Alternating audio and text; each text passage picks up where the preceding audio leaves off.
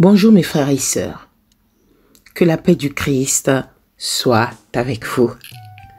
Aujourd'hui, toujours dans cette lignée, dans ce partage de l'amour, nous allons nous poser une question. Comment manifester dans nos actes l'amour de Dieu? Comment manifester dans nos actes l'amour de Dieu? Nous allons prendre un verset biblique que nous connaissons tous dans l'évangile de Jean. Aujourd'hui, nous allons nous parler de ça. Nous allons parler encore de l'amour. Nous allons lire le livre de Jean, chapitre 3, verset 16, qui nous dit « Car Dieu a tant aimé le monde qu'il a donné son Fils unique, afin que quiconque croit en lui ne périsse point, mais qu'il ait la vie éternelle. » Amen. Mes frères et sœurs, chacun de nous connaissons ce verset biblique. Mais aujourd'hui, posons-nous la question, comment manifester dans nos actes l'amour de Dieu? En tant qu'enfants de Dieu, nous sommes porteurs de sa nature. Nous avons donc en nous l'amour de Dieu. Puisque nous sommes porteurs de cet amour, de par notre nouvelle naissance, nous sommes en devoir de le manifester. Comment? Mes frères, comment? Regardons l'évangile de Marc, chapitre 12, versets 29 à 31. Jésus répondit, « Voici le commandement le plus important. Écoute, Israël, le Seigneur est notre Dieu. Il est le seul Dieu. Tu aimeras donc le Seigneur ton Dieu de tout ton cœur, de toute ton âme, de toute ta pensée et de toute ton énergie. Et voici celui qui vient en second rang. Tu aimeras ton prochain comme toi-même. Il n'y a pas de commandement plus important que cela. » Alléluia, mes frères et sœurs. Il se dégage de ce passage trois facettes de l'amour divin que nous devons manifester. Trois facettes. Le premier, aimer Dieu.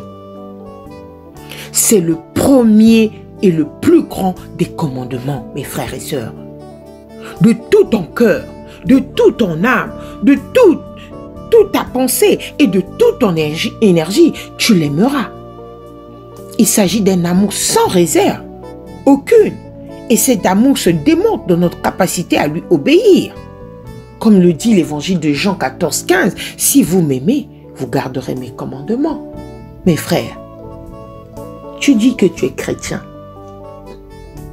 mais tu vas voir les féticheurs, tu fais confiance en l'homme, tu vas trouver ta solution ailleurs, tu es en difficulté, Dieu il est là, il t'aime, mais le fait de faire confiance en l'homme, faire confiance à quelqu'un qui n'est rien devant Dieu,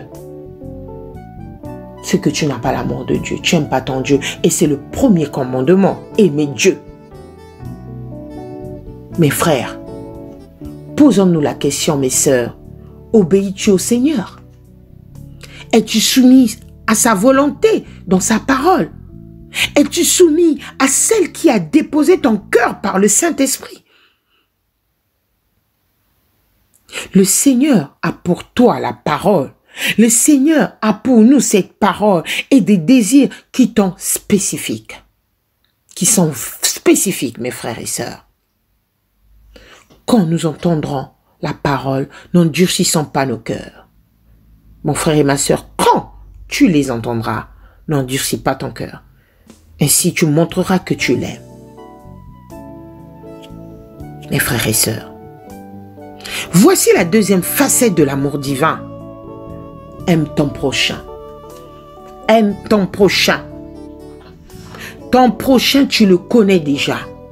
L'amour que tu dois lui porter est une marque qui atteste que tu es un véritable disciple de Christ.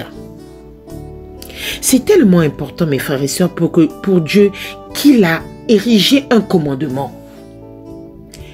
C'est donc qu'il ne s'agit pas d'un sentiment. Cela va bien au-delà, mes frères et sœurs. Cela vient au-delà.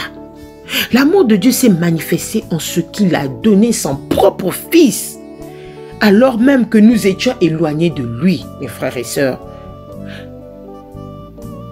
Attendons-nous des ordres qu'il témoigne de l'amour pour leur donner en retour, mes frères?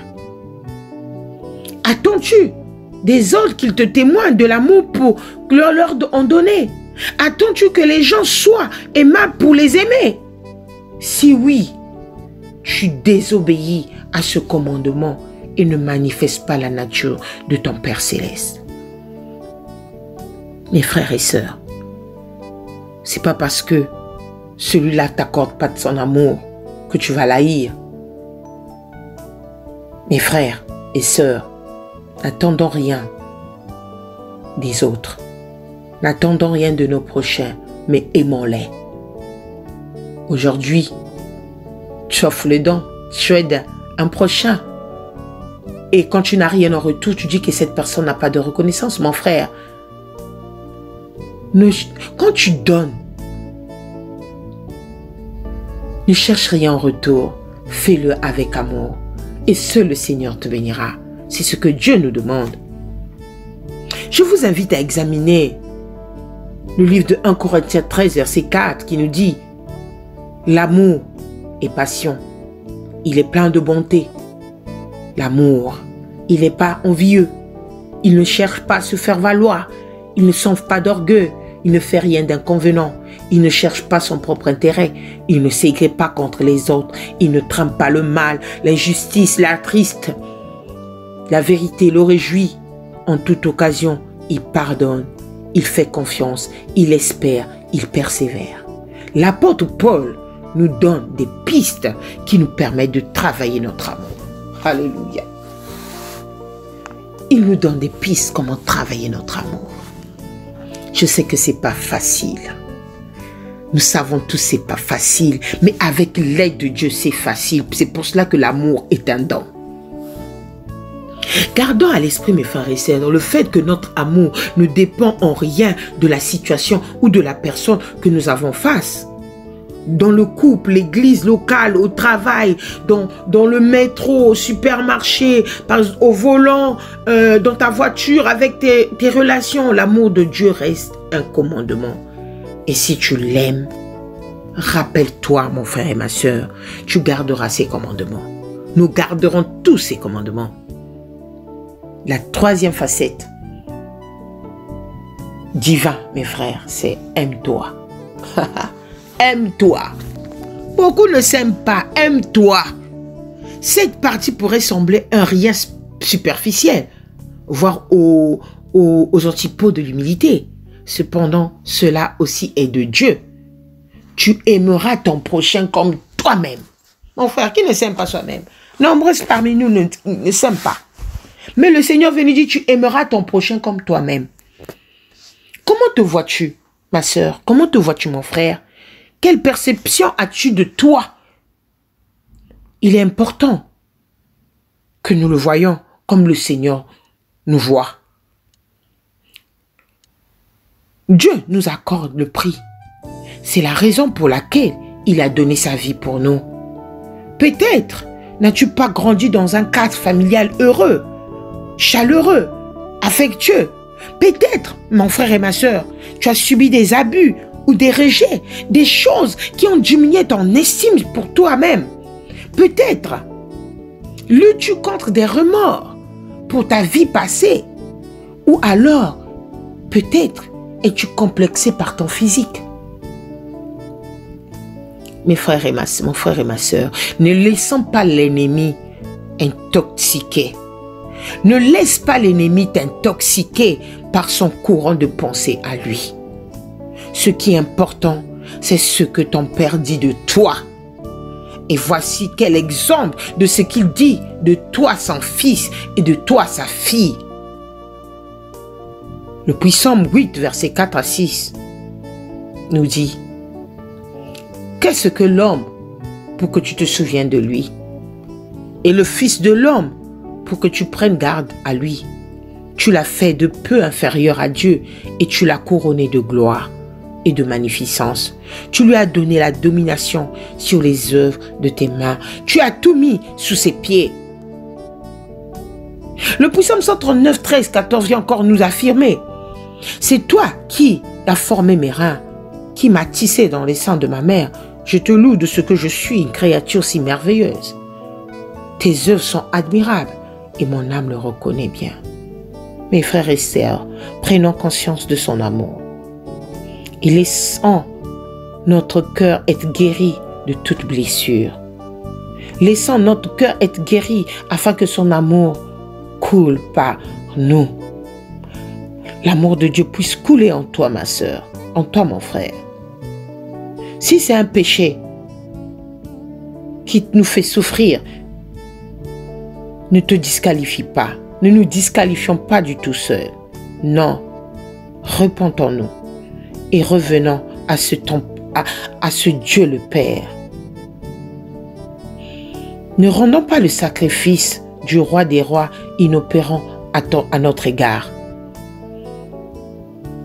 Saisissons ce bénéfice de ce sacrifice que Dieu nous a envoyé, ce demande de secours du Saint-Esprit, qu'il puisse révéler en nous sa force, afin que nous ayons de l'avant.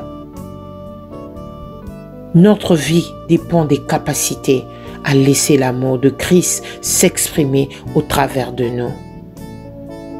Mon frère et ma sœur, que l'amour du Christ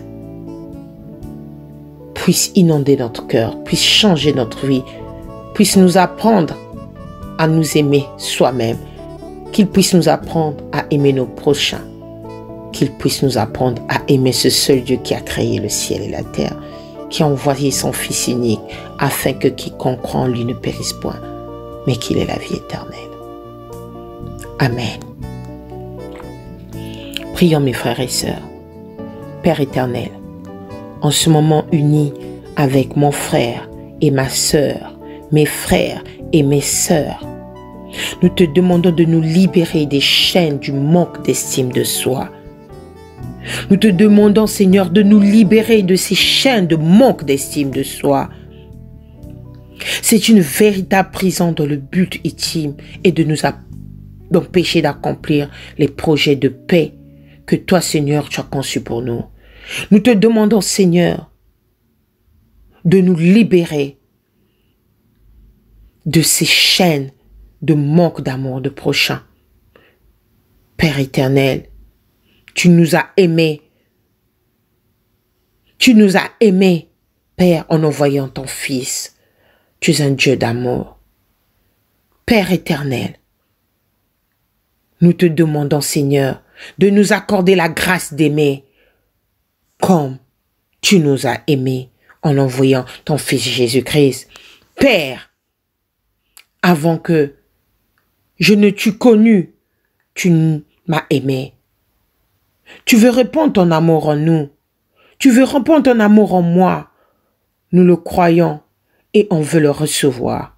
Donne-nous ta grâce de t'aimer de tout notre être. Père éternel, voici notre défi. Mais seul par toi, nous pourrions avoir cette capacité.